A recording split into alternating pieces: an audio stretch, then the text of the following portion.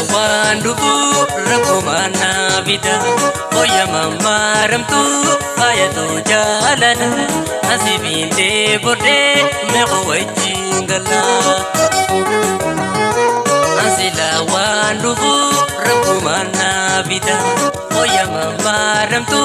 ayatu jalana Asibinde borde meko wajingala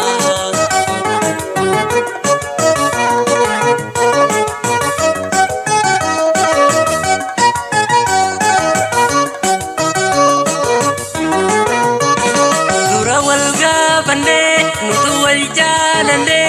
arana jibitus taba qotif jette jalatunan jibil taba arralate boruni dar kada yoni narralabe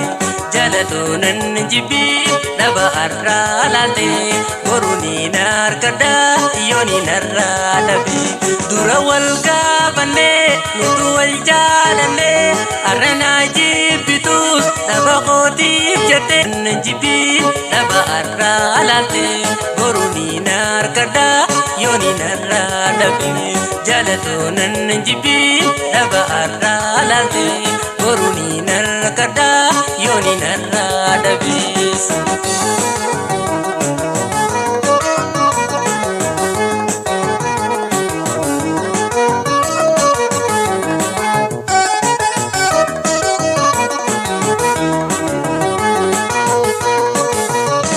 Asilawan dubu rakumana vida Oya mamaram tu ayatu jalana Asibinde borde meko wajingala Asilawan dubu rakumana vida Oya mamaram tu ayatu jalana Asibinde borde meko wajingala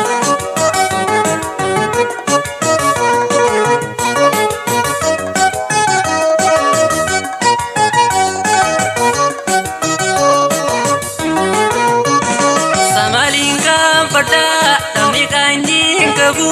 yoni jarra kate ninar kada boru jalatunan jibil tani sita madu asimale kabu waitani nabdatu jalatunan jibil tani sita madu asimale kabu bertani nabdatu samali kampata tamni kanji kabu yoni jarra kate ninar kada boru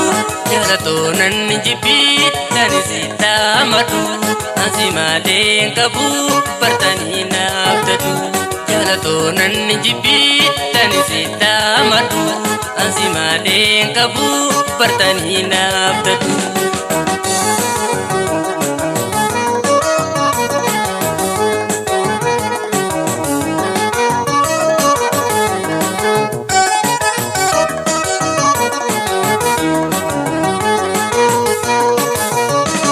Asilawan dubu rakumana vida Oya mamaram tu ayatu jalala Asibinde borde meko wajingala Asilawan dubu rakumana vida Oya mamaram tu ayatu jalala Asibinde borde meko wajingala